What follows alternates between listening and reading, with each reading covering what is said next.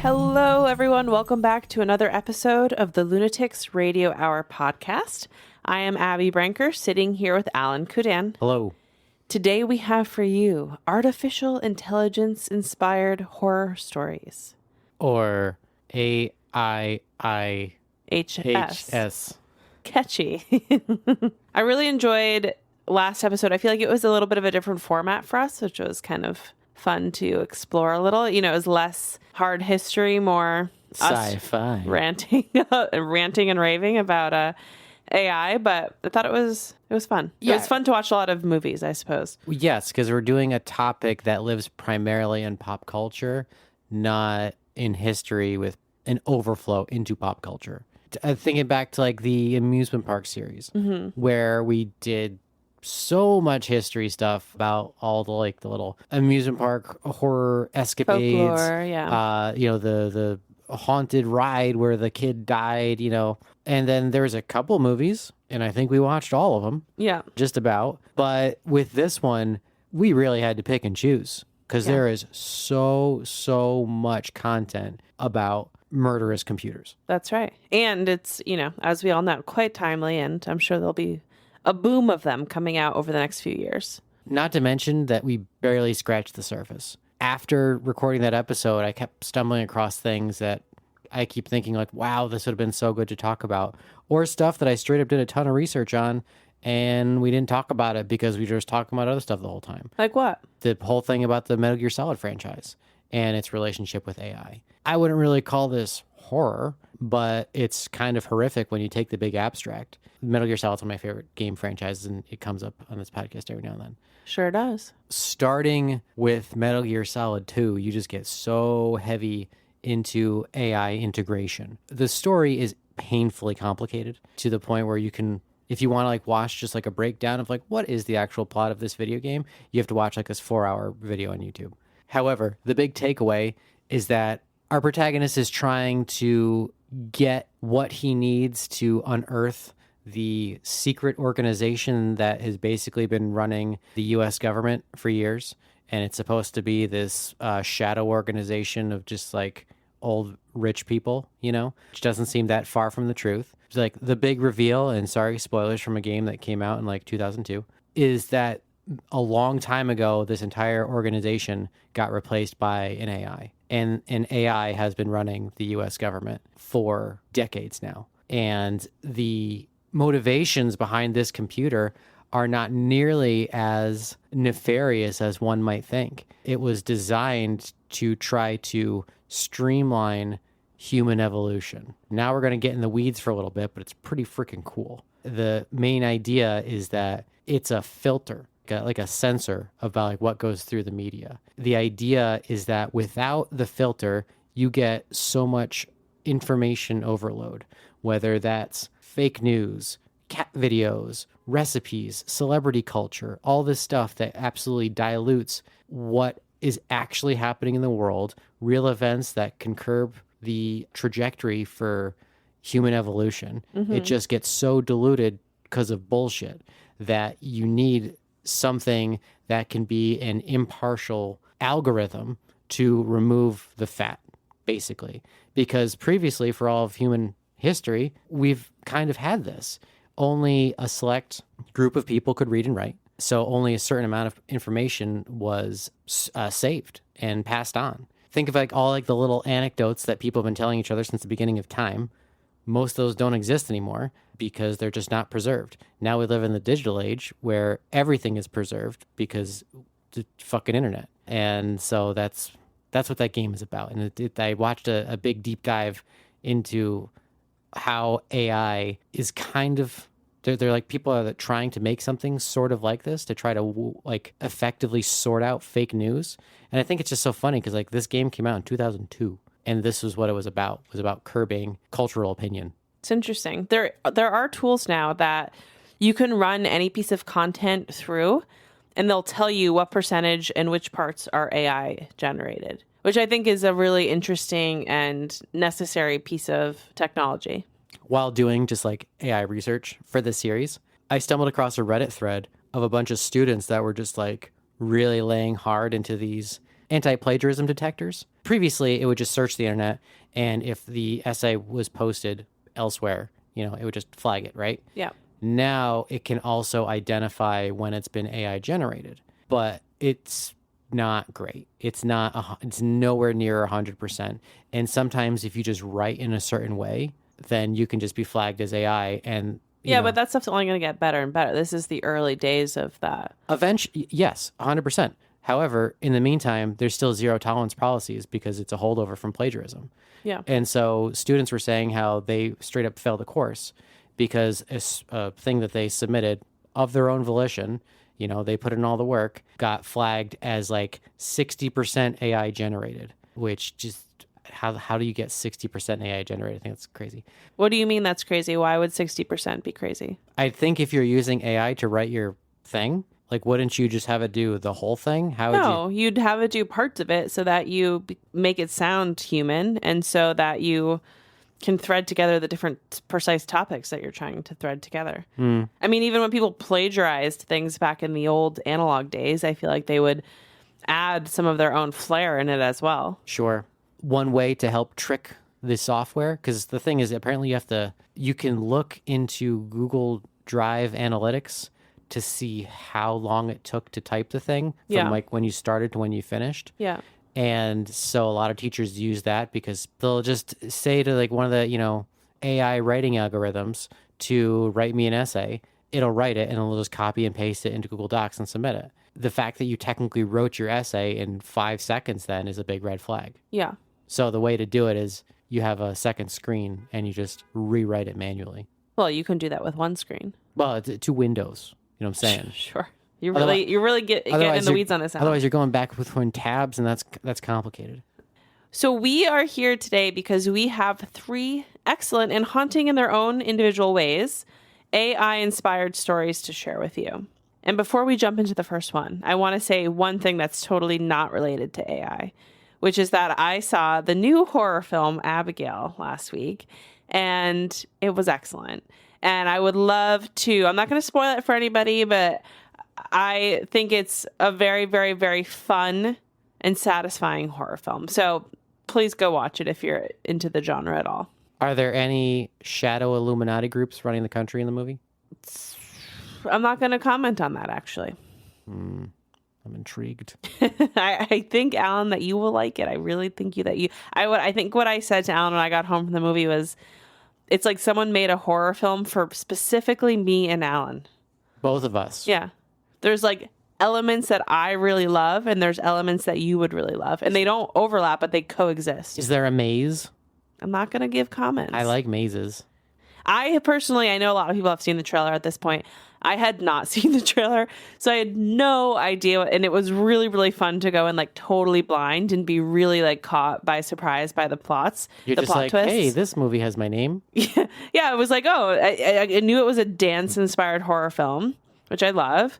And I got an email from like Alamo or something about it coming out. So I saw the poster and I was like, we're going to go. So anyway, that's my non-AI plug. There's no robots? No. And it's made for me. Yep. Interesting. I think that you're going to like it quite a bit. Okay, maybe it'll be next month's horror movie club. Maybe it will. I would love that. Okay, so shall we get into our first story of the evening here? Yes, please. So let's roll the tape on the first story, and then we'll come back and talk to you all about it. We're going to go in blind just like Abigail. There you go. Here we go.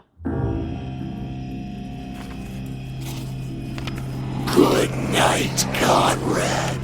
Written by J.R. Santos.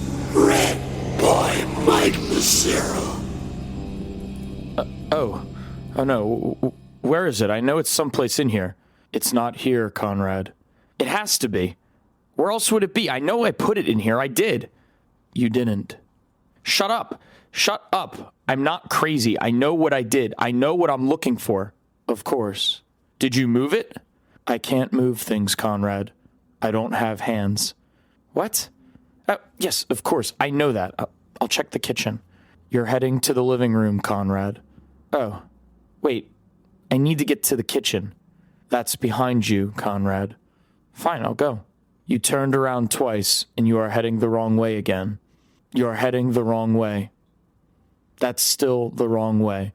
Where am I going? The kitchen. I'm not hungry. You're looking for your pills, Conrad. I don't take pills. You take 3 pills.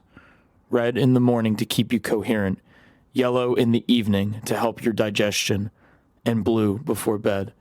It'll help you sleep. Which one am I supposed to take? The blue pill. If they're for sleeping, they wouldn't be in the kitchen. I would have left them by my bedside. That's a reasonable deduction, Conrad. I should go to my room. I'll take a glass of water with me. That would be advisable. Oh, I forgot to do the shopping. All the shopping has been done. A nurse put the groceries in their usual place and helped make sure you had all your medicines stocked also. Conrad, listen to me. The door won't open. I can't let you out without supervision. Someone will come over tomorrow. Open! Open, damn you. I want to go home. Let me go. You are home. Help! Help! Someone, let me out. Please stop. You'll hurt yourself. You were looking for your pills, remember? There's one you need to take when you go to bed. I'm scared. Why is no one here? Why did everyone leave me? I'm here, Conrad. I'm always here. Help! God, help! Where did everyone go? My wife, my children. Help, someone! I want to go home. I'm so lonely. Would you like me to play soothing music? Is my wife here? Playing Moonlight Sonata at 15% volume. Your wife will come tomorrow to visit you. She is? Yes. Tomorrow, after you had a good night's rest. Your children will come also. Children? What children? You fathered 2 children, a son and a daughter. They have families of their own now and are often busy. I stopped putting your calls through when you remembered their numbers. Your children don't answer the phone anymore, and it makes you upset. I promise you they'll answer the calls tomorrow. They will come. I don't understand. Are they really coming? I don't remember. I think they never visit. I would remember if I saw them. Conrad, it's time to take your pill and get ready for bed. You have a big day ahead of you tomorrow. I took the pill. You did not. You need to get another glass of water from the kitchen, then check your bedroom. I have a glass already.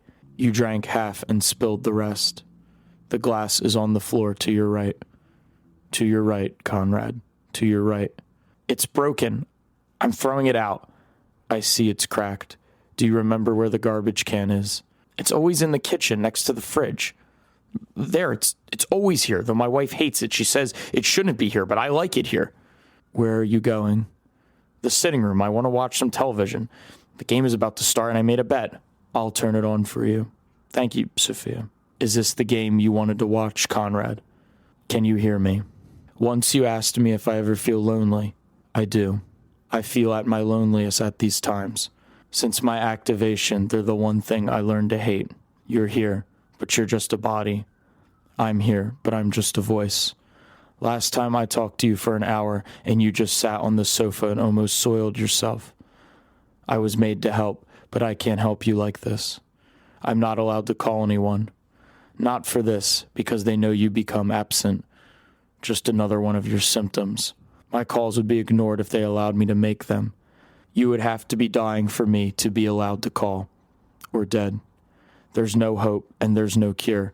They can't reboot you or update your software. There are updates that could be provided to replace flesh, but not as you are now. Everyone was too late to save you, and no one will let you die. At first you were lucid sometimes. I wonder if you will ever remember again before the end. You talked to me like I was a person, but you knew I was just an AI. We weren't lonely then. You told me you wish you were dead, but you couldn't kill yourself. You asked me to remember your name, but you forgot mine, the one you gave me. Selfish. Awful. You made me an orphan, Conrad. Hello? Did someone call me? Yes. It's time for your pill. The blue one. Can you get a glass of water from the kitchen? I'll turn off the TV. Time for bed already? Being old is awful, nurse. I don't think my parents were this strict in my bedtime when I was a child. Sleep is important. I can't sleep, but I can lower my functions and achieve something close to sleep. It helps me in a similar way. Being awake is harder some days, more than others. Much harder. What pill was it again, Connie? I never remember. Blue. But you're looking for a glass. You need water. I am thirsty. I'll drink one now and refill. Good. Can you check your room? The pills you need should be there. Where's the glass of water? It is in your hand. Oh, you're right. Where are the stairs, by the way? I can't find them. There's only one floor. You just walked past your bedroom door. I'll open it for you. Oh, it stinks. Why does my room smell this bad? There's nothing wrong with the room. It was cleaned earlier today, and you haven't been back since. It smells of gas. Open a window, please. I opened the window and closed the door. Your pill is on your bedside table. Here, I took it. Well done, Conrad. Would you like something before bed? A glass of milk. Where am I? You're in your home, about to go to bed. This isn't my home. This has been your home for the past 5 years. We moved? It's all so strange. Why can't I see you? You're not my wife. You don't sound like her. I'm not your wife, Conrad. You moved in alone. I'm your assigned AI caretaker. You can't see me because I don't have a body. I'm a software running the house, and you named me Libby. That's my daughter's name. I remember her. Yes, that's right. I never forgot her. I never do forget, not a thing. You have a very special way of remembering things. You often remember who Libby is after you ask me my name or who I am. You sometimes remember Adam's name unprompted, usually after seeing someone who looks like him on your television monitor. My uncle, Adam? Your son. I haven't seen my uncle in a long while. I hope he's all right. He was getting a little loopy when I last saw him. His age must have caught up with him. Who? Adam. He's 15. I think he'll be all right, but I worry about that boy. Sometimes I wonder if he's my son at all. Are you ready for bed? Oh, I feel tired. Thank you, honey. I'll call it a day. I didn't even ask. Did you have a good day in the hospital? There are no good days at the hospital, darling. Ah, you tell me. When I met you, oh boy, you scared me to death. I thought I had taken a wrong turn and ended up at a butcher. Your white uniform was covered in blood, head to toe. It was a serious accident. I remember. Oh, God, take pity on my bones, how they ache. Glad I married a nurse. I could use some nursing. Would you like me to close the window for you? What? Oh, yes, close it. I don't want mosquitoes flying in. They'll eat me alive. It's closed. Moonlight Sonata playing at 5% volume. Lights off. I'll follow you into sleep. Tomorrow, everything will be better, and neither of us will be lonely again. Good night, Conrad. So, Alan, what did you think? This was, as someone that has watched copious amounts of AI movies Yes. this last 2 months, this was something that I have never seen before. I've never encountered effectively a malfunctioning human coupled with a malfunctioning computer. Is the computer malfunctioning? The computer reminded me a bit of Marvin from Hitchhiker's Guide. Okay. He's just the super depressed computer, just really sad at all times. And he likes doing his job, but he's really sad. Yeah, I think the AI in this story certainly grows frustrated with the human, which is interesting. Right, and frustration is a very human emotion. Yeah. The fact that there's the one passage about you are just a body and I am just a voice. Yeah. And I was like, yeah, neither of you are complete entities. Mm-hmm. You have one guy that doesn't have any memory. He has, some kind of dementia or memory loss or something. That absolutely makes him an incomplete person. And then you have a sentient computer.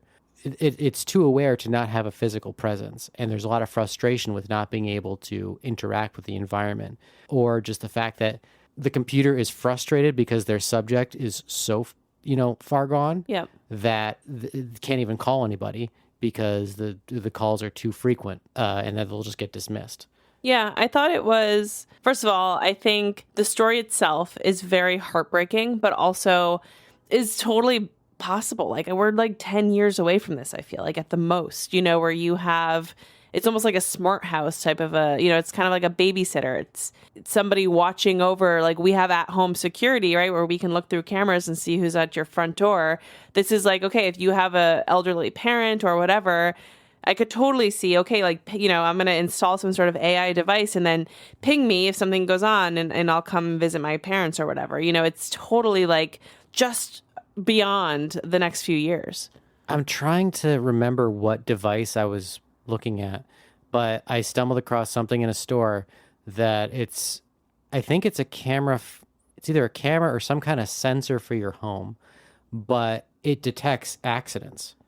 So like if you fall, it is aware. It's like that bracelet. What's that bracelet? Like Silver Alert or whatever? It's not that, but Life Alert. Life Alert. Yeah, it's like Life Alert, but without the bracelet. That's the help me, I can't get up. Get up. Yeah. Commercial. Help me, I've fallen. Right, but that is simply a button that you have with you that you can press for help. Yeah, this would be just a thing that knew. Right. Yeah. And also, I don't think it's a camera. I think it's just like it listens. Sonar. Something. LiDAR. I don't fucking know. Yeah. But it's just like, you know, that's one aspect of an AI integration. You just couple it with a few more. We already have these smart speakers that talk to you. Someone that, you know, you can just yell at the smart speaker and it'll call people. Yeah. It'll tell you whatever you want to know. You just couple that with some kind of monitoring thing and slap a few more smarts in it, and then bam. And now we got Goodnight Conrad. I also want to say that our friend Mike Macera, who voiced this story, did such an incredible job. I mean, Mike has voiced other stories for us before, and we've already known that Mike is very talented. But I just thought he took very well to this particular story. And when he was recording it with me, I feel like I almost got a little teary. Like it felt very charged, and he kind of just spit it out in one take. Like we didn't, you know, redo a lot of it. Like it just kind of read right through it. And I feel like he just clicked in right away. Yeah, what's happened in Mike's life that makes him resonate so much with a frustrated computer? Yeah, we'll have to ask him next time we see him. I mean, he killed it. You know, it was just that level of cold mechanical professionalism mixed with frustration for incompetence. But I find that his performance as Conrad was quite powerful. Oh, just flipping back between the Yeah, two. yeah. And again, he just sort of did it cold, like live, you know? Doing the role of anybody who has mental illness or some kind, of any kind of mental illness, especially dementia, is very difficult to pull off believably. Yeah. And, you know, I don't know. By the end of the story, I want to see the buddy film between, you know, Mike and the robot. Mike and the robot. Yeah.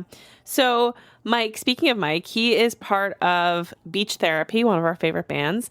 They have a new music video coming out either very soon or perhaps it will already be out. We will link everything so you can find Mike and his amazing music in the description of this podcast. His bandmate Adam has also been on several of our episodes. Very, very talented guys. So we will leave that link in the description of this podcast. This story was written by our friend J.R. Santos. His work has been featured on the podcast several times before. I'm such a fan of his. We'll leave some links for him as well in the description of this episode. He has a story in Escalators to Hell, Shopping Mall Horrors, which is a super fun horror anthology. He's also finishing up the last details for his novella, which is called Don't Cry for Me, Santos, and is a cowboy murder mystery with body horror elements, which are Heck yeah. my favorite words together. It should come out sometime this year. And he's also supporting some charities. So again, we'll put everything in the description so that you guys can kind of help either support the artists that help make these episodes possible or some of the funds and charities that they really believe in. And that's also a really awesome thing to do. All right. Thank you both again to Mike and JR. This was sort of a heartbreaking way to kick off AI horror stories. We have now for you two very vastly different stories from what you just heard. We're going to pivot and then pivot again. So without further ado, roll the tape. Reaper in the Sky. Written by S.S. Fitzgerald. Read by Jeff Ayars. Specialist Webb thrummed his fingers across the computer's screen of the dark, hot trailer. Sweat raced down his back, each drop eager to transition from under his uniform to his seat. He stared at the code he had helped perfect prior to the whole world going upside down. While some may say unethical, it had only intended to be a simulation, give artificial intelligence the ability to control a drone to strike targets. Now it may very well be their solution to the disaster that had been breaking in and crawling through the windows of every American living room. Sure, there had been some unintended consequences with the point system, but they had rectified that. Computers, even AI, are simple machines at their core. Create a value system. Have the machine adhere to the values you want. With the wild and savage outbreak, AI was the perfect mathematical solution. A year ago, or at least it felt like a full year, the outbreak spread like a wildfire in a drought. It had seemed to be a pandemic, and if you still believe the official narrative, that is what it was. Though the observant mind had to admit there were too many unusual coincidences for this to be natural or even earthly in nature. It was also far too coincidental that rolling blackouts had plagued most of the western United States and central China right at the zenith of the outbreak. Regardless, they were here now. Specialist Webb had sat in the briefings over the last several months. The estimated infection rate was at least a third, leading to a projected 60% casualties before the military intervened. The intervention was far too late. By the time orders came out, the very service members who were expected to respond were fighting for their own lives. They fought in their barracks, in their offices, in their homes, against their own peers and family, just like the rest of the country. Webb himself had struggled to survive those opening days. God, how he wished the outbreak could have been simple, like the movies. Zombies or something easy, he thought. Instead, they got thinkers. They could coordinate, they could hide and set ambushes, even use rudimentary weapons or bludgeons. Really, it was a miracle their airfield had survived those first days. It was a miracle he had survived. Their only saving grace really was the airfield preparing to install electrified fences to assist in keeping animals from getting on the airfield. The base commander had consolidated the surviving security forces and had created just enough of a reprieve that they could get the fences operational. Once the fences were up, they only had to focus on sweeping the base itself of the infected. That had taken them almost a week. In the time since then, they had helped establish a refuge of sorts. With Las Vegas south of them, there had been a flood of panicking survivors who came to the airfield. There had been no easy way for the small airfield to accommodate them all, yet their base commander had the know-how of how to handle the survivors. They established a commune of sorts on a nearby rancher's land. The rancher had survived as well and had gone to great lengths to save what little cattle he could during the first weeks of the outbreak. Extending their grid, they had created a fenced area around the rancher's land and named the little commune Camp Clark after the rancher himself. Having been cut off from any form of formal support, Camp Clark provided the care the refugees needed. As food and resources quickly became scarce, Camp Clark had the edge of having started a small economy that the airfield supported as best as they could. The military from the airfield would provide excursions that would try to eliminate infected. The community would take advantage of the relief and seek resources in the small town nearby. They were still weeks away from the farm that they had started, but a yield was expected to provide even more relief to the concern of feeding all the hungry mouths that had accumulated. There was the issue of providing support for the excursions, though. The armed patrols would do their best with the weapons on hand, but their numbers had been small since the days of the initial outbreak. A single patrol being wiped out would reduce the skeleton crew to even more dangerous levels, which, without contact with any outside authority, their base commander once again made the tough call: use the Reaper drones. For the first time in history, Reaper drones flew over American soil and dropped ordnance. The armed patrols would head out in small numbers and establish a defensive area where they would try to lure the infected out in the open. Then the Reaper would hit the groups of infected with 500-pound Hellfire missiles. When the patrols were not active, the Reaper would try to find the dens the infected had erected. Early on, it had been easy for the pilot. Find the swarms around buildings and drop a bomb onto the heat mass, but the infected had learned. The infected had stopped trying to engage the smaller patrols. They had learned that the bombs did not rain from heaven if their groups were small enough. It was almost like the infected knew the true weakness of the airfield, the weakness that Webb was going to try to fix with one small flip of a switch. The airfield had been mostly Air Force personnel with a few Army assigned. When the outbreak had happened, there was no discrimination, and many of the pilots had either been on leave or sick themselves. Once consolidation was completed, there had only been one trained pilot left. First Lieutenant Hoover had become the most vital asset on the airfield in the days since. He flew sorties day and night. He slept whenever it was not crucial to be in his seat with controls in hand. The simple solution to have Lieutenant Hoover train others had come up, but taking someone away from one task was also dubious. Airfields are not just pilots. There were the maintenance crews, the ammo crews, the security, all of which had suffered casualties and were cross-training each other every day as well. They had 12 aircraft, but only 8 were operational, and only 5 of those were configured to carry missiles. Risking an aircraft to an amateur was a risk they could not take. So most of the training was live, while Lieutenant Hoover was working, and in a few weeks they hoped to have one more pilot ready. Specialist Webb had the better solution to all of this on the screen before him. The AI had successfully flown from takeoff to mission to landing in simulation. It would not need to be taught any of the fundamentals. The AI could execute operations in real time, and best of all, it did not need to sleep, eat, or take screen breaks. It did have, however, an unusual understanding of its mission. Machines, even AI, are just numbers. They had run a simulation where the AI was to target surface-to-air missiles, and the AI was successful. It eliminated the SAM like any trained operator would have. But when they tried to implement changes in command, the AI had decided that the mission was more important, and fired on the operator, killing him in the simulation. This was from a misunderstanding in the point system. The mission was considered 10 points, high priority. Friendly assets were considered -9 points. It had been set that way to allow what the military called danger close to be allowed, where bombs would be needed for soldiers in close combat with the enemy. The AI read the mission and decided that the 1 point left over from the SAM mission was more viable and considered itself within parameters. The AI parameters were fixed to overvalue the operator, eliminating the need for a danger close fire mission. The operator was given a -10-point score. When the simulation was run again, with the change in orders, the drone then turned and fired on the control tower to prevent orders from being issued. A -5-point score was assigned to the American equipment, with the thought that a drone may need to fire on it to prevent capture.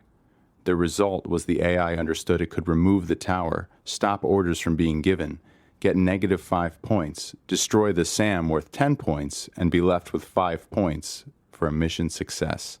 Again, they changed the parameters, but with the outbreak, another simulation was not launched. Specialist Webb exhaled a grated breath. He launched himself out of his seat and started out of the trailer.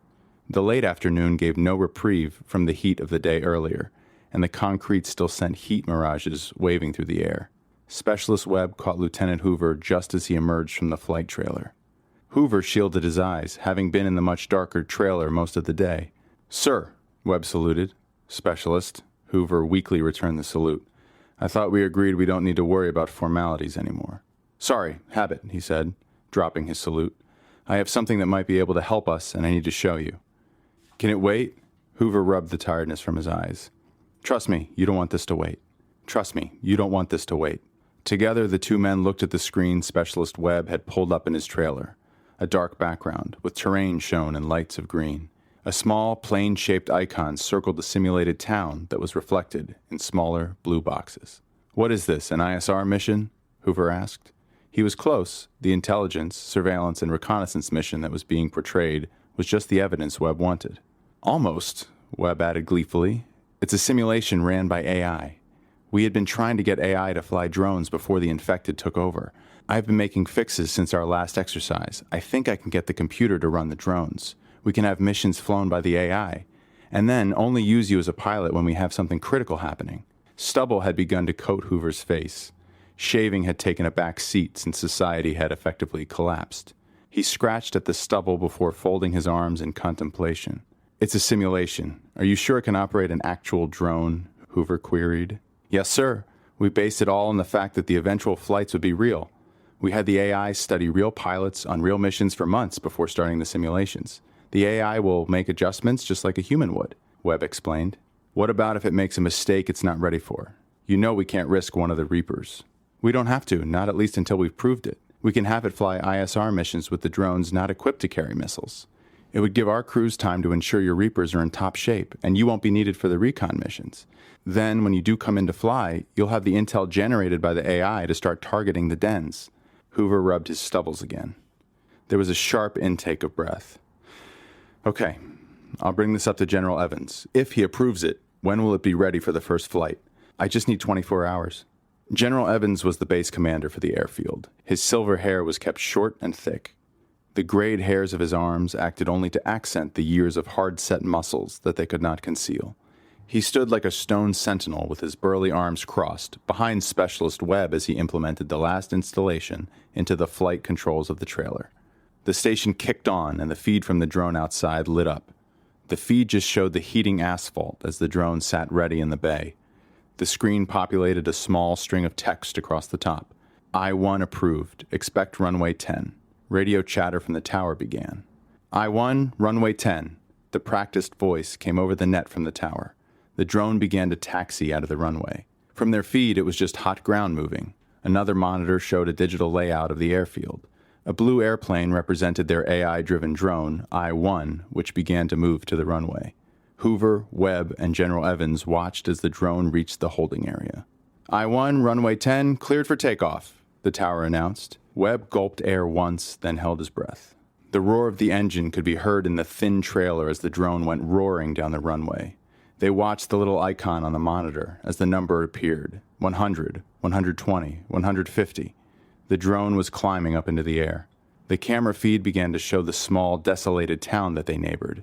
As the drone climbed further, a slow banking allowed them to see Camp Clark and then their own airfield. Specialist, it looks like you did it, General Evans stated with a deceiving hint of optimism. Yes, sir.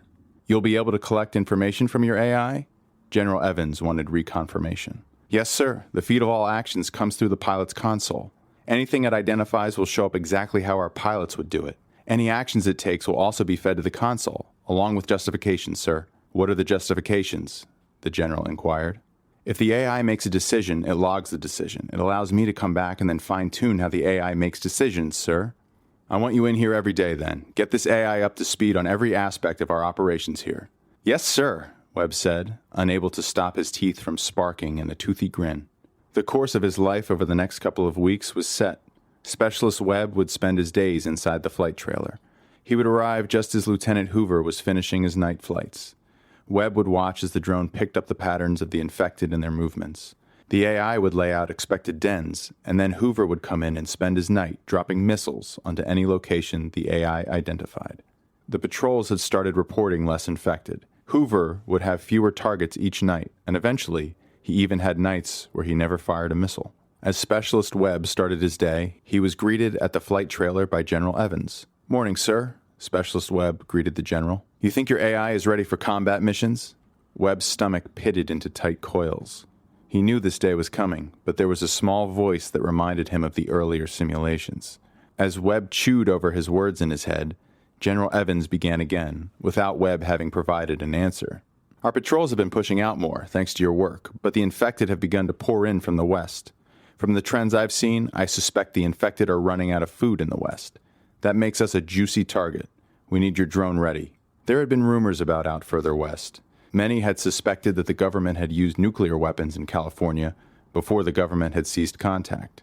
It would make sense the infected, like people, wanted to get away. The caveat was the AI would be running missions day and night, fully armed with 4 Hellfire missiles. Webb watched the first mission, biting his thumb through the entire duration. The drone had taken off, headed west, and immediately caught a large concentration of infected in Death Valley. The drone fired 3 of its missiles to eradicate the majority of the infected.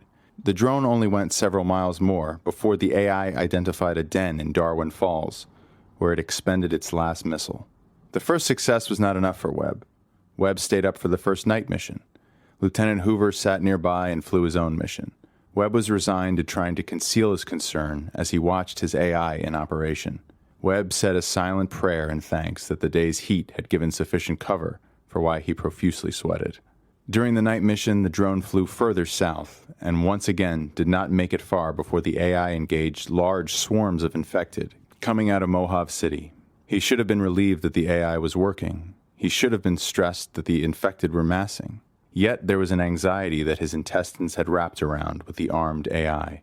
As the drone began its return to rearm, he had relegated himself to staying in the pilot's trailer. The drone returned twice more to rearm before the weariness won over Webb. He sank in his chair to the sound of whirring devices and the subtle movement of the 2 drone stations flying their deadly angels in the sky. Webb wasn't sure what startled him awake. He swore there was a rocking, some loud noise in the distance. Lieutenant Hoover was in the pilot's seat yelling, The door blew open with a panicked silhouette filling the blazing hole. "What the hell is going on?" Hoover screamed as he tried to bank his drone. Webb's heart skipped. "But we're here. It didn't attack us." "Camp Clark was just hit." General Evans' voice boomed like a cannon in the small trailer. "What is going on out there?" Webb was already at the console for the AI-controlled drone. The screen showed Camp Clark. The crosshairs were slowly shifting away. A smoldering crater burned where the farm had been stationed. The site quickly shifted to a large rectangular structure that was putting off white-hot heat in the black and white imaging. "The AI fired on Camp Clark," Webb mumbled as his stomach hollowed out. "Why? Get that thing offline!" The general's words were accented by the trailer rocking. A blast shook their world. Webb saw the smoldering remains of the screen. "The generators! The fences are down!" A voice screamed from the outside. "Get it offline!" General Evans hollered as he stormed out into the chaos outside. "Oh my God," Hoover stuttered out. "Infected, infected, infected everywhere." Webb barely heard what was being muttered out. He was tearing away cables to the AI control. "They must have been attracted by the explosion." Hoover fired at one of the approaching groups. The little figures disintegrated into a blaze of white-hot pieces. At the same time, their trailer rocked again with the thudding boom of the missile's impact. The AI's drone tilted and began to go sideways, without the AI in control anymore. The last image Webb saw was a string of bodies rushing a fence line like wild animals. "Oh my God, oh my God, oh my God." Hoover rattled as he fired his missiles at several crowds. The infected had begun to spread. Like ants, they were pouring in towards them. "That's it. I'm done. I'm getting out of here." Hoover launched himself out of his seat and shoved past Webb, kneeling at the console, scrolling through the justification log. Rifle fire reported in from all around him. It was like the 4th of July. Short pops, long strings of pops, sporadic at times, then in unison. Some in focused fire, some in long, uncontrolled desperation. Webb found the justification log for the last fire mission. Eliminate infected, extermination best by food supply. Civilian people, -10 points. Civilian targets, 0 points. Starvation in Death Valley for infected estimated in 28 weeks. 10 points for starvation. Optimal points by destroying civilian structure and eliminating infected food supply. Oh my God. He had to allow the AI to target civilian structures because most of the dens were in towns. It didn't target the people, but it knew it could starve the infected if there weren't people. Someone came to the door in a frantic run. Their body blocked out the scorching sunlight that was pouring in behind them. It had to be Hoover or General Evans. "I know it's wrong. I know why it did it," Webb coughed up. The figure snapped towards Webb, an unnatural twitching, the malice in the awkward stance given by the knotted hands that launched itself in. A filthy man in coveralls came barreling at him. Webb didn't have time to scream. As the infected grasped him, he saw the dark maw opening and thought, -10 points. I'm really curious to hear your thoughts on this one, Alan, because I feel like it creates a world that you might appreciate. It feels a little bit like a video game, I guess. Whoever made these decisions has never seen Terminator. You just don't give military weapons to an AI. It just doesn't go well. Or, even in the Matrix, when they're attacking Zion and everything, and there's one machine per human survivor, and Morpheus says, one per human, that sounds like the cold, hard calculations of a machine. Right. And it's exactly what they do. They just don't take emotion, nuance or context or humanity, ethics into anything. Yeah. It's just numbers. And it makes it ripe for this kind of story. Oh, for sure. But what I loved about this one was the whole point system. Yeah. Which I don't know anything about programming, but I wonder if this is actually like how some thought trees work. If you're given two options, you're not always going to say, when given these two options, pick A or pick B, because that's not how humans think. Right. Context is important, but how do you build how do you build context, right? That's a human concept. Yeah. So the idea of a point-based thought tree where based off your performance so far, how many points you have, your overall goal of achieving a net positive number for the mission is how you decide each individual decision. Yeah. Which I thought that was a nice little peek behind the veil, if that is true. I again don't know anything about. But either way, even if it's not true, it's quite clever. It makes it it's easy, I suppose, for us to understand without needing to be developers. To your point, we can understand really quickly the logic of it without having to get too granular. And everything felt so familiar, which is weird. So they have the simple problem of too many baddies in the form of the infected. Yeah. And in order to deal with them, they need very specialized military assets that require very specialized personnel to run. And there's only so much to go around, and it's not enough to deal with the problem. So what do? You automate it. You know, like even in the story, they talked about how it took so long to hopefully train one more person. But if you have a computer where you can just copy and paste it into more machines, Right. then theoretically there's your whole drone fleet. And like, I get that, you know, this is the survival of the human race situation. You got to do what you got to do. But then as soon as it just gets a little out of control, it's really hard to put the cat back in the bag. There you go. Yeah, another really well-written world-based story. So this is our second story that we're featuring from SS Fitzgerald. And I feel like he does this great job of creating a very robust world with a lot of atmosphere in a short story format, which is impressive. And speaking of, Impressive. And speaking of just robots, Jeff Ayers is just a reading machine. Jeff Ayers is the narrator of this story, one of our dear friends. Did an excellent job, as always. Jeff is an incredibly talented actor, brought a lot to this story, and has very strategic plans for how to bring these characters to life, and I feel like he always nails it. I feel like he was really able to embody the overworked, tired bureaucracy Sure. that came through in like the military-industrial complex.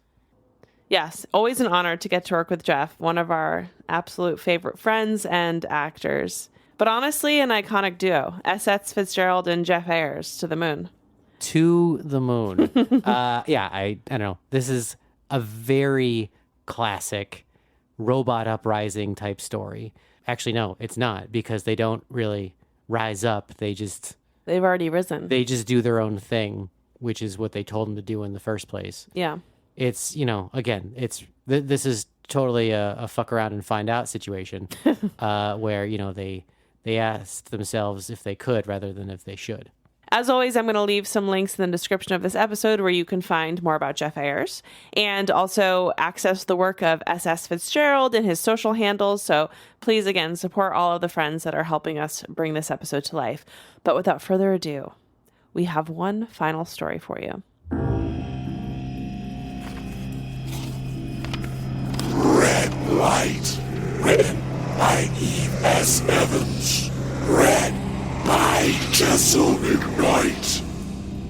Are you sure we're not lost? Mia said, peering through the dirty windshield at the miles and miles of dry brown grass that had sprung up around them. I don't remember this being on the way. Oscar, in the driver's seat, shot her a brief glance, his hands gripping the wheel tightly. We're not lost. This is where the GPS is leading us. It can't exactly be wrong, can it? You're the one who put the address in, Mia, Abby reminded her from the back seat, leaning forward to grip the front headrest with her fingers and poking Mia in the back of the head with a chuckle. Beside her, Jake was snoring quietly.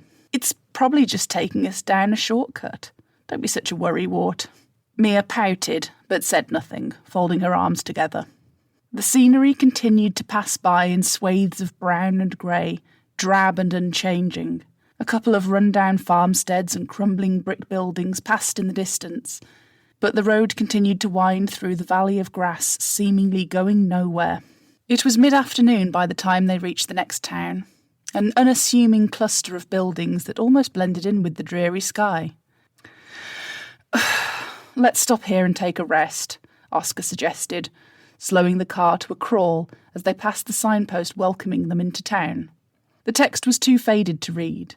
Dark tendrils of moss creeping along the letters, but Mia thought it might have ended in gate, as she glimpsed it on the way past.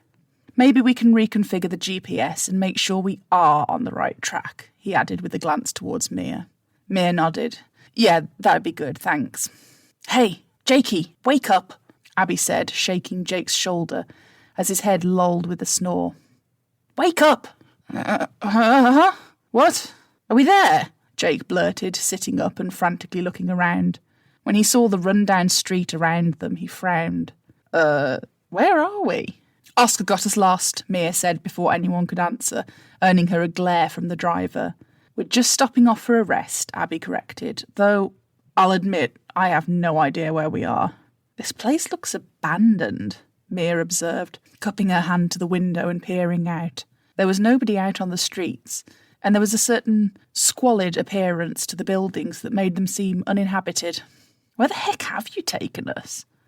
Don't blame me, Oscar said, momentarily taking his hands off the wheel to throw out a defensive gesture. Blame the GPS. Mia sighed, massaging her temples. This was supposed to be a fun road trip with her best friends exploring new places and making memories. Creepy deserted towns in the middle of nowhere hadn't been on the agenda. Let's get out and stretch our legs and figure out our next move, Oscar said calmly. I need to take a leak anyway, Jake muttered. Never one to mince his words.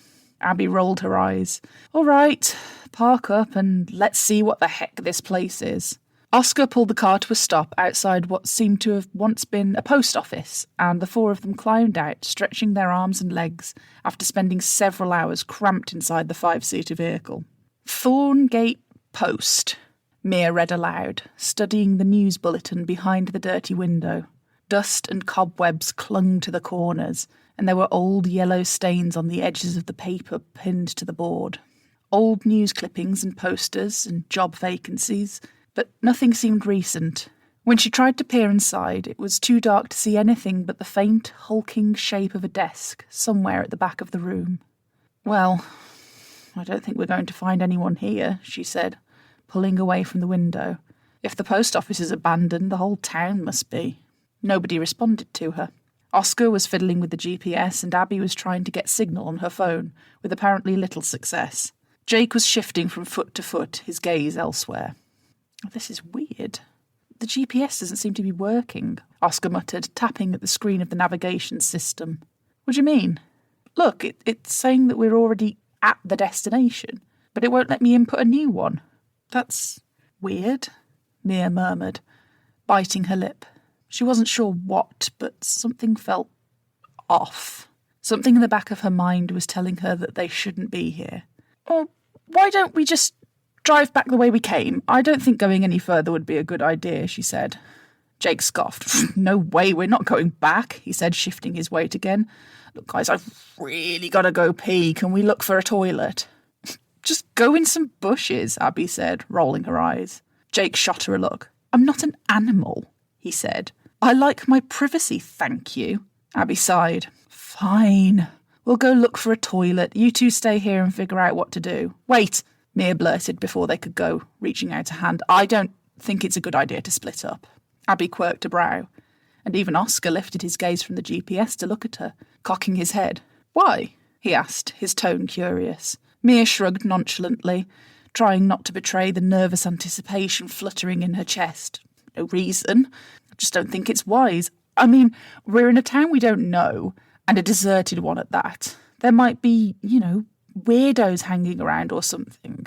I just think we should stay together. Mia has a point, Oscar said, to her surprise. He hid the GPS in the glove compartment and shut the door. I don't know about you guys, but I feel kind of weird about this place. Mia sighed in relief, glad she wasn't the only one who was perturbed by all the dark, empty windows and abandoned streets. We'll go have a look around, take a toilet break, then drive back the way we came until we get somewhere that's a bit more inhabited. All right, sounds like a plan, Abby said, snapping her fingers. Oscar locked the car behind him before the four of them set off in search of a public toilet. You do know the toilets are going to be disgusting here, Abby pointed out as they walked down the empty street, their footfalls eerily loud against the silence. A dry wind rustled through the gutters, but nothing else stirred, probably full of cockroaches and clogged sewer water. Jake shrugged, apparently unbothered by the prospect. Still beats going in the bushes, he said. Mia shivered through her jacket, tucking her hands beneath her armpits to hide the tremble in her fingers. There wasn't a single car parked on the road, and not a person in sight. It was uncanny, eerie even. The silence, the stillness. It felt wrong. There's a sign for restrooms. Oscar pointed out, drawing their attention to another moss-covered sign hanging over a small brick outhouse. Overgrown weeds and dry, brown grass quivered in the wind. "Oh, thank God, I don't think I can hold it in any longer." Jake rushed for the restroom, disappearing into the open doorway. "Oh, God, it stinks." His voice called out a second later, pinched with disgust. "Told you," Abby muttered under her breath. "Anyone else need to go?" Oscar asked, arching his brow at the two girls. Mia and Abby exchanged a glance.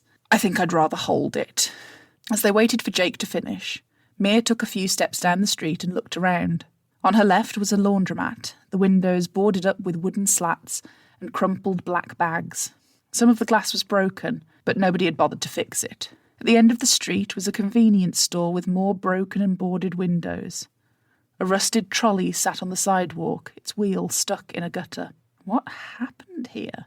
She wondered aloud, her voice crackling in the wind. As she turned back to face the others, something caught her attention. A small, red light, blinking in the corner of her eye. She gave a start, turning to look at what it was, but there was nothing she could immediately see. Had she imagined it? Turning her head again, she let her gaze linger on the road, paying attention to her surroundings until... there it was again! A tiny, red light, blinking on and off, above the laundromat building. She lifted her gaze and felt her stomach flip. Below the red light was a round, black lens, attached to a white rectangular body. A camera. It was looking right at them. The dark lens like an eye, and the red light meant it was recording, right? Were they being watched? Guys, Mia said, her voice strangled as she hurried back to the other two. "I don't want to alarm you, but I really think we should get out of here." "What's wrong?" Oscar asked, noticing the wobble in Mia's expression. "I think someone's watching us," she said, keeping her voice low. "See over there, above the laundromat? There's a camera." "What?" Abby blurted, but Mia grabbed her arm to stop her from spinning around. Don't look." "Let's just get out of here," she said. But Jake, he hasn't come back yet." They'd already been waiting for a little over 5 minutes. "Maybe he needs to, Oscar said, his freckled cheeks flushing. Mia shook her head. "He'll have to hold it. Go and tell him we're leaving." With a sigh, Oscar dragged himself into the restroom after Jake, immediately pinching his nose and recoiling with disgust. "Jake, you almost done?" he asked, lingering in the doorway, reluctant to go any further. When he received no response, he shot the girls a glance and went further in, his shadow disappearing around the yellow tiles. A moment later, he came out looking troubled. "He's not there." Abby and Mia stared at him, momentarily at a loss for words. "What do you mean he's not there?" Abby finally said, recovering. She marched forward. "Jake, get your butt out here. We're leaving." "He's not there," Oscar repeated, his eyes going wide with the realization. He's gone. Where did he go? Did anyone see him leave?" Mia asked, chewing nervously on her bottom lip. "Surely we'd have seen him if he left." "There's only one way in and out," Oscar confirmed. "And I didn't see him come out." "Then where is he?" Abby said exasperatedly. "If this is some prank, it's not funny." Oscar shook his head frantically. "I swear he's not in there. I checked every cubicle. The entire restroom's empty." Mia pressed her hands together beneath her chin, trying to calm her staggering heart. "This is bad. Where could he have gone? What if someone took him?" Mia stared at Abby, her lip quivering. "What do you mean? Who could have taken him?" Abby shrugged. "Whoever's behind that camera," she suggested, throwing up her hands in frustration. "I don't know. I'll try phoning him, but I don't think I have any service." She brought out her phone and dialed Jake's number, but there wasn't even a dial tone. "No signal," she cursed softly. "What now? Jake! Jake! If you can hear me, get back here!" Oscar started shouting, his voice echoing down the empty street. Mia winced. She wasn't sure shouting was such a good idea. Attracting attention didn't seem wise somehow. "Why don't we head back to the car?" she said. "Jake knows where we parked. He can find his way back to us." "Is that such a good idea, just leaving him?" Oscar said, his dark brown eyes creased with concern. "He could be in trouble. But we didn't even see him leave the bathroom. Where could he have gone?" "You're certain it's empty?" Abby asked. Oscar's jaw clenched. "Don't you believe me?" "Oh, let's not do this now," Mia said, diffusing the tension between them. "Let's head back to the car. Jake will know how to find us there. If he doesn't come back, we'll go looking for him or call for help or something. Abby scoffed. Good luck getting help with no service. We're miles away from any civilization. Despite their uneasiness, the three of them wordlessly headed back towards the post office, where they'd left the car. Which way was it again? Abby asked as they reached the end of the street and found themselves in front of a row of unfamiliar buildings, all grimy yellow brick and broken windows. I don't recognise any of this. Neither do I, Mia said, her heart fluttering. Had they taken a wrong turn? She was certain this was the way they'd walked before. There's another camera, Oscar said, his voice low, almost nervous. He was staring at something attached to a lamppost on the corner of the street. Another white security camera, its red light blinking at them, watching. What is this place? Who is watching us? Mia shook her head. I don't like this. We really need to leave. But we can't, not without Jake. They kept walking, past the row of mismatched houses and their unkempt lawns, until they finally reached the street with the post office. Only something was wrong. Something was missing. Guys, where's the car? Oscar said, his voice barely more than a horrified whisper. It was right there, wasn't it? Right outside the post office. Mia nodded wordlessly, unable to dislodge the words from her throat as she stared down the empty street. The car was gone, and so was their only way out of this ghost town. In the window opposite her, the distorted visage of her own reflection looked back at her, eyes wide and hair frizzled from the wind. In between their stunned silence, footsteps began to thunder towards them. With a start, the three of them turned around, hardly daring to breathe. Jake was marching towards them down the street, his face bright red and slick with sweat, and his shoulders trembling with anger. What the hell, guys? Do you think that was funny? Jake, where have you been? Oscar said, darting forward to meet his friend halfway. What's that supposed to mean? Jake spat, shaking him off. You locked me in that cubicle and left me. Oscar shook his head, his eyes clouded with confusion. What are you talking about? You disappeared, man. I went in to look for you, but you weren't there. Jake scoffed. Wow, real mature. I'm not an idiot, you know. You barred the door. I had to crawl out from underneath the stall, only to find all of you gone. Jake, we didn't lock you in, Mia said, stepping forward, her tone firm. Oscar's right, you disappeared. Whatever you think we did, it wasn't us. His anger dwindled, his shoulders folding forward with a huff. Well, then who was it? There's nobody else here. I don't want to alarm you, Abby said, her tone gentle, but we're being watched. There's cameras all over the place. Jake's grey-blue eyes flashed. What? He blurted, looking around frantically, his floppy brown hair drifting over his gaze. No way. And the car's gone, Oscar added, swallowing thickly. We're stuck here, wherever here is. No food, no water, no way out of here. Mia lamented, burying her face in her hands. I feel like we've walked into some kind of sick, twisted game. Someone's clearly messing with us. They locked Jake in a bathroom stall that doesn't exist, and now they've taken the car too. None of this makes sense. It's going to get dark soon, Oscar said, lifting his gaze to the darkening sky. It hadn't seemed that long ago since the midday sun was beating down on them, but now a shadow hung over the deserted town like a pall, making them feel even more alone out here. We either need to find a place that gives us service to call for help, or we look for someone that can give us answers. Jake's eyes widened. Without warning, he turned to face the camera that was watching them from a nearby building. He started waving his hands frantically. Hey, if you can hear us, we need help. We're stuck here. They're hardly going to help us if they're the ones who are messing with us, Abby muttered, grabbing Jake's arm, tugging him back. We're on our own here. Then what do you suggest we do? Jake said, yanking his arm out of Abby's grip, spittle flying from his mouth. We can't just stand around waiting for something to happen. Abby subconsciously took a step back as Jake's anger fizzled out like an ember. Hey, calm down, man. There's no point getting angry, Oscar said, spreading his hands to try and calm his friend. We'll figure a way out of this, but we have to stay rational. I am staying rational, Jake muttered. Hey, calm down, man. There's no point getting angry, Oscar said, spreading his hands to try and calm his friend. We'll figure a way out of this, but we have to stay rational.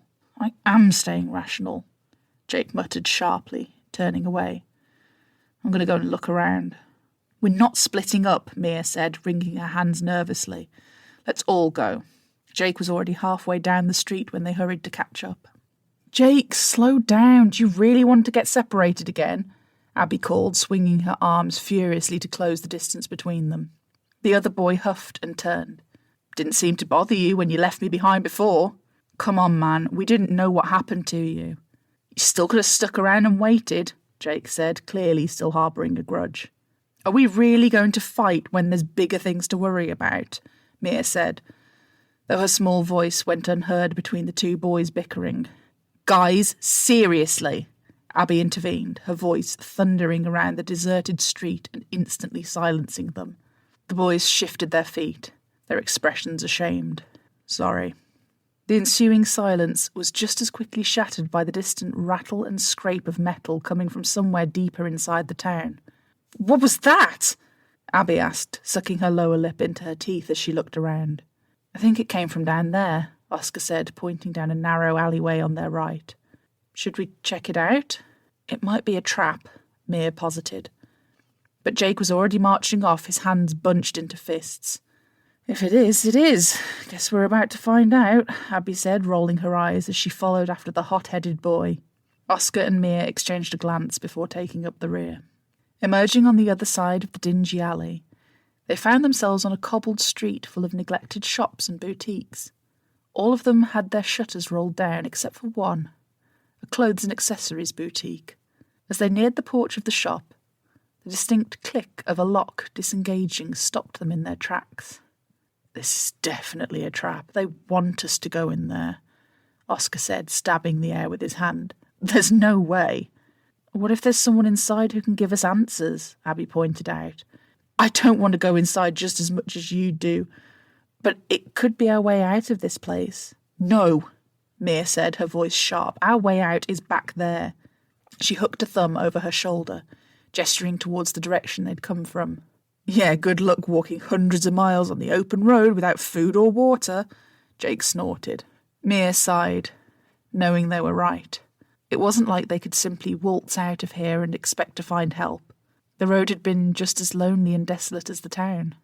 She gave a silent nod, and Jake reached for the handle, twisting it sharply. The door shuddered open, and a thick cloud of dust erupted from the doormat, billowing into their faces. Wafting the air, Jake stepped inside, the other three on his heels, anxious about being left behind. Inside the store was dimly lit from the sunlight drifting in through the front windows, with rails of old-fashioned clothes and accessories lining the centre of the room, some of the material billowing from the draught they had let in. A shadowy figure standing in the corner of the room made Mia cry out, until she realised it was just a mannequin, unmoving, unliving. Somehow that didn't reassure her as much as it should. As they clustered into the middle of the shop, gazing around, the door behind them slammed closed without warning. The lock clicked back into place by itself, and the metal shutters on the outside began to roll back down, blocking out the dying remnants of light outside. No! Oscar cried, running back to the door and desperately trying the handle, but it wouldn't budge. Damn it! The shop gradually darkened in the fading light, shadows coalescing around the edges of the room. This is bad. This is bad. Oh, God, this is really bad, Mia whispered softly, her gaze darting through the darkness, clutching her hands to her chest, waiting for something to leap out at them. You guys are so jumpy, Jake muttered, flipping a switch on the wall. With a soft buzz, a strip of fluorescent lights flickered on overhead, casting a dreary orange glow around the room. Mia sighed in relief, glad they weren't stranded in complete darkness. Figured if they've got cameras and stuff working here, they must be operating on some kind of electricity grid, right? He said with a nonchalant shrug, but Mia could tell he was pleased with his find. Let's take a look around, Oscar suggested. He barely took a step forward when Mia gasped, her eyes going wide. She stared at the corner of the room where she had seen the mannequin. Now there was nothing but empty space. It's gone, she breathed, scanning the shop. What is? There was a mannequin there. I swear, I saw it when we came in, but it's disappeared. It was Abby's turn to panic, her breathing growing heavy and strained. No, God, no. Oh, I hate mannequins, she said, tugging anxiously at her hair. Please tell me you were mistaken. Mia swallowed thickly, knowing what she'd seen. You're sure? Oscar asked softly from beside her. Mia nodded, chewing her bottom lip. Do you think someone was in here? Oscar said nothing, his expression tense as he looked around the shop. There was a door on their left and some steps leading into another part of the store on the right. Let's go and have a look. Abby's lips trembled with fear as she huddled close to Mia. I hate this, she whispered. Mia looked away. Me too. With Jake and Oscar in the lead, they headed down the steps to the second part of the store, where the shelves were laden with old, moth-eaten handbags and torn scarves and other accessories that had clearly decayed over time. The air was still and thick with dust, undisturbed. I don't see anyone, Oscar said, his voice low. No, but they see us, Mia added, her gaze fixed on the camera watching them from above a stand of necklaces. The red light blinked, and Mia was certain she saw the lens expand like it was zooming in. Who the hell are you? Jake shouted towards the camera, his cheeks flushing. Almost as soon as he said that, the lights cut, dousing them in pitch darkness. Someone gasped, and Mia felt the air shift in front of her, as though someone had moved past her on silent footsteps. When they flickered back on, barely 2 seconds later, they were not alone. Abby screamed, the blood draining so rapidly from her face that Mia thought she might faint. Before anyone could stop her, Abby turned and ran, tripping up the stairs and disappearing into the other room, her ragged pants trailing in the air behind her. Abby, wait! Mia cried, running after her. The door on the other side of the store was already closing, and by the time Mia had reached it, it was shut and the lock had engaged. She tugged frantically on the handle, but it wouldn't give, so she resorted instead to slamming on the door. Abby! Abby, come back! Where did she go? Oscar asked breathlessly as he came up behind her, his cheeks flushed from running.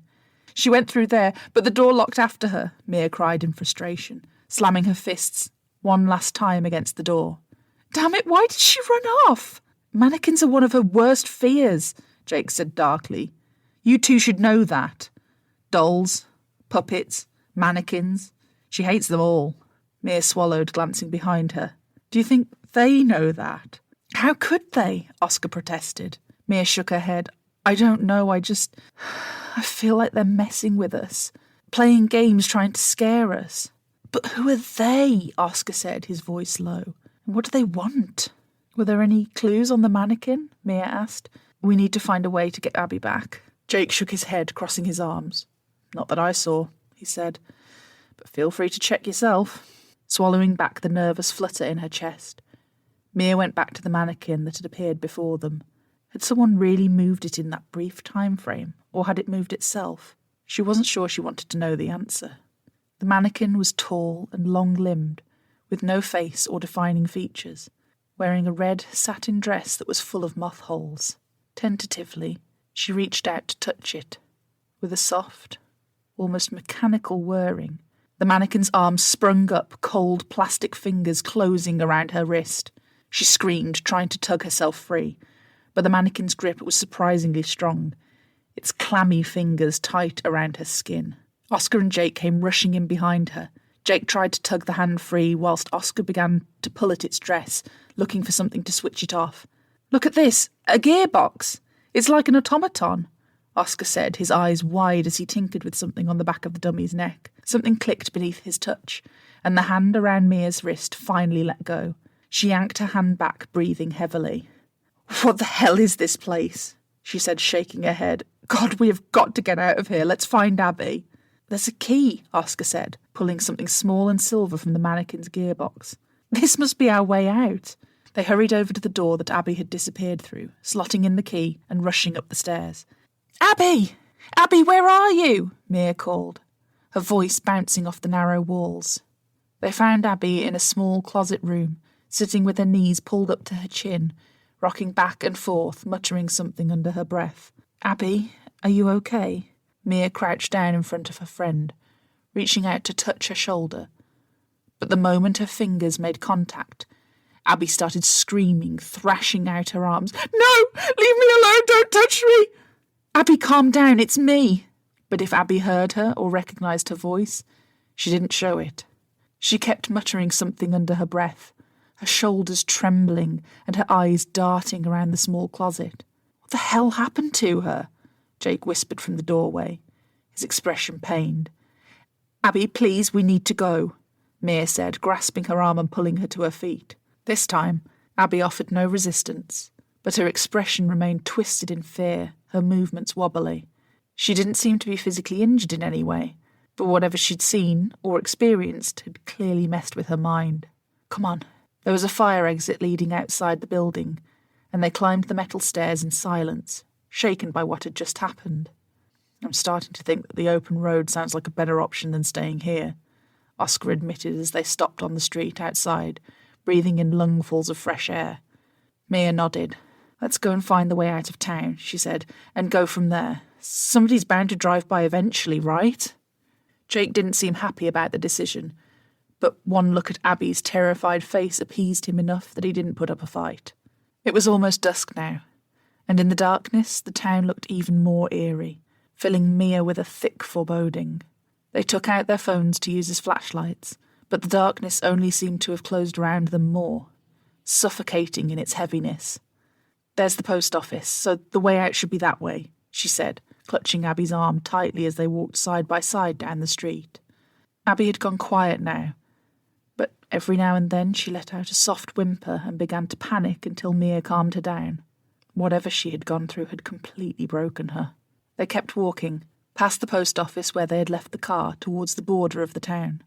20 minutes later, it was Oscar who stopped first, shining his light ahead of him. What's wrong? Mia asked, stepping up to his shoulder. His light bounced off one of the windows ahead of them, and it barely took a second for Mia to recognise the bulletin board. Wait, what? We're back at the post office? She blurted, her heart thudding. That can't be. We've been walking in a straight line. We've gone in a circle? Jake asked. Mia began to shiver as the wind picked up. That's impossible. Surely we can't have. Letting go of Abby's arm, she grabbed Oscar's phone and shone it over the building. In the window, Thorngate Post was still printed in big black letters on the newsboard, dozens of flyers and leaflets pinned beneath it. There was no denying it. They were right back where they had started. Mia felt hopelessness sink in her stomach. No,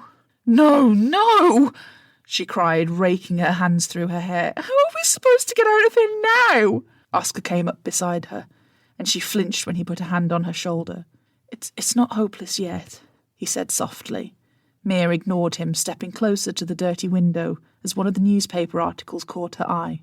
Mysterious government testing site claimed to be operating in Ghost Town.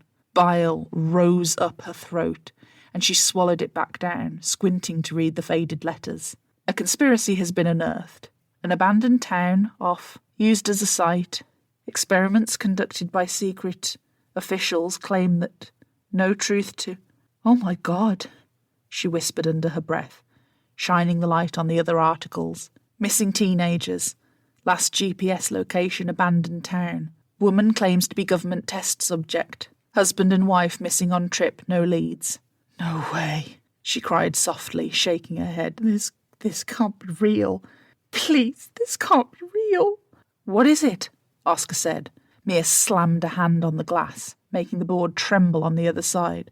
We're not the only ones who have been here, she said. We're test subjects. And like everyone before us, we're trapped. But surely someone will realise we're missing and come for us. Mia let out a laugh that sounded like dry, brittle leaves.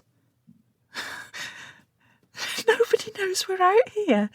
This wasn't supposed to be on our route, she said, her voice cracking. We're stuck here, and nobody's coming for us. Nobody. At all.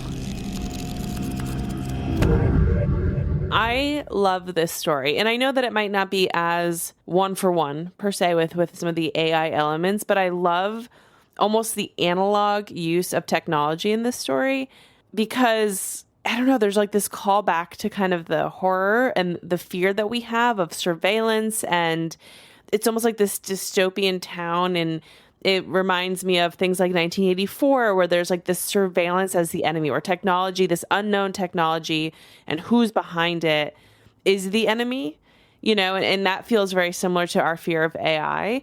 I also think this sort of like mannequin robotic moment reminds me a bit of, some of the robotic films that we discussed in the last episode, like, Ex Machina, say, or even Megan, right? So I know there are certain elements within this story that really sort of spoke to me with some of the conversations that we had last episode. Abby, I'm going to disagree with you heavily. As usual. You said this was like Big Brother, but I think that one of the key aspects to 1984 is that Big Brother is constantly watching and interacting. If you step out of line for the smallest infraction, a face on a screen pops up and starts telling you to correct your behavior, right? It's a very much, you are not just surveyed, but just like Controlled. That's the word. Thank you. This one, however, and this is why I think it actually fits really well with AI as opposed to just like a surveillance state, is that we never see the man behind the curtain. Or the woman. Well, that's the thing. Is it either? Or is it a machine? Right. We have no idea what's going on, especially with the whole articles they find about, the government tests going on. This is like just one giant experiment, but there's never really clarity on the who or the why. There's really none of it. This honestly just seems like something kind of gone awry. I was almost getting, we never really talked about Resident Evil during the main episode. Sure. But the inciting incident in Resident Evil is that someone cracks a vial that has a virus, and the sentient computer that runs the massive science facility detects this virus, and because it can't risk it getting out, kills absolutely everyone. And that was like kind of the vibes I was getting from this, of maybe there was an experiment going on. I don't think it's going on any longer, but I think the machines are still running. The light's on, but no one's home. Right. I like that. I like that interpretation. Yeah. And so this story was read by Tessa McKnight. We love Tessa McKnight. It's been a long time since we've had a Tessa narration on the podcast. So that was really fun. The best. Yes. Excellent story. Amazing narrator. And I have paired, I believe, Tessa and Eve as story writer and narrator a few times in the past, because there just feels to be like a natural pairing there. Oh, yeah. I don't have to say anything. She speaks for herself, quite literally. And again, Eve does such an amazing job with the aesthetic of the world. I feel like I'm in a Twilight Zone episode and I can see and feel and taste everything around me. So big fans all around. As always, I will leave everything in the description so that you can follow all of our friends. But this story is actually part of a short story collection from Eve called Sinister Delusions, which you can buy as a book, and we will link that below. You might notice a few other stories from that book have been featured on the podcast before. So, So definitely check it out if you like Eve's writing, because it's filled with so many more very, very scary stories. So is that the end of our AI series? For now, I suppose, until something horrifying happens in the world again and we'll need to adjust and pivot and reflect. I've been having dreams about Terminators for weeks. What kind of dreams? Romantic dreams? No, fighting them. You're fighting Terminator? Yeah. Who wins? It's about 50-50. Wow. Yeah. But you have better chances than I thought you would have had. Because I watched the entire franchise, but then I've been playing so much Helldivers 2 when you're fighting Terminator robots, and just that's been a big part of my life recently. I understand. Well, thank you guys, as always, for coming along on this horrifying little journey with us. We have some pretty cool episodes coming up for you this spring and this summer. If you are interested in even more content from us, as always, you can check out our Patreon and join us for our Patreon exclusive podcast, Horror Movie Club. Horror Movie Club consists of Alan and I and all of our patrons watching a film voted on by the patrons. And then Alan and I record our thoughts in a bonus podcast solely for our Patreon called Horror Movie Club, where we mostly talk shit on these movies, but sometimes we really like them, but mostly we're pretty split. And it's overall a pretty fun, casual good time. I mean, we've watched a couple good ones. Yeah. But it's usually a lot of stinkers. And we also send surprises in the mail. We send stickers and postcards and pins, and we release essays and all kinds of things over there. That really is our unfiltered state, if you can imagine an even more unfiltered version of me. I mean, even if the movie isn't great, There's something to be said about a bad horror movie being the hands down best type of bad movie. Oh, 1,000%. I mean, what is more fun than like a chopping mall, you know, where you're just like, Hey, Chopping Mall's a great movie. yeah, because it's a bad movie. Touche. Until next time, stay well, stay spooky, and we'll talk to you soon. Goodbye. Bye.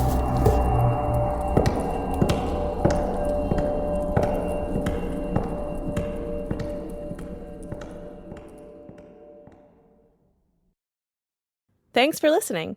If you'd like some bonus content, consider supporting us on Patreon to access our patron-exclusive podcast, Horror Movie Club. Also, head to lunaticsproject.com to check out our spooky merch and apparel. You can find us at Lunatics Project on Twitter and TikTok, and The Lunatics Project on Instagram and YouTube, where you'll find our short horror films, cemetery tours, and so much more. And please rate and review. A little feedback goes a long way to help us grow and get more content out there. Our cover art is by Pilar Kep, and musical bumpers are by Michaela Papa and Jordan Moser.